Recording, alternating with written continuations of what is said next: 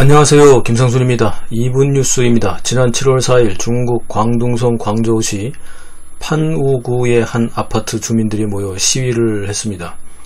아파트 관리회사 직원이 아파트 수조 탱크에 빠져 익사한 사건을 며칠째 은폐한 것에 대해 분노한 것입니다.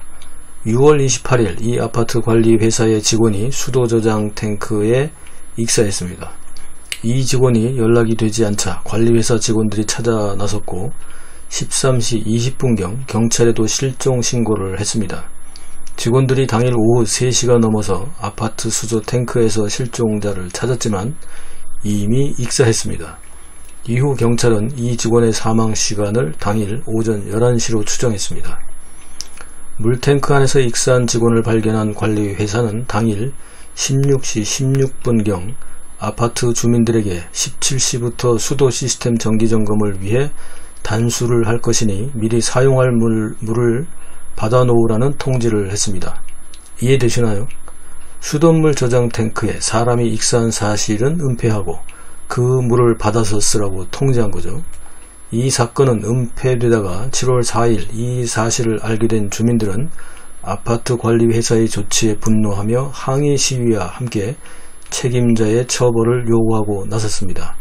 이런 사실이 인터넷을 통해 퍼지고 7월 6일부터 언론 보도가 있자 당국은 뒤늦게 7월 7일부터 아파트 관리회사와 경찰 등의 관련 부서와 이 문제의 해결을 위한 회의를 하고 있다는 소식입니다. 이 아파트는 2000년 5월 1일 입주가 시작되었는데 당시 수도회사에서 생활용수와 식수가 고층까지 직접 공급되지 못했던 시기라서 아파트 단지 내에 따로 저수 탱크를 두고 관리회사가 다시 이 물을 각 가정에 2차로 공급하고 있습니다.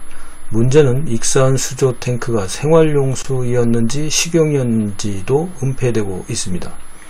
이런 소식들은 왜 인터넷이나 언론에서 통제되지 않고 퍼질 수 있었을까요? 그것은 아파트 관리회사의 문제이지 공산당의 문제가 아니기 때문입니다.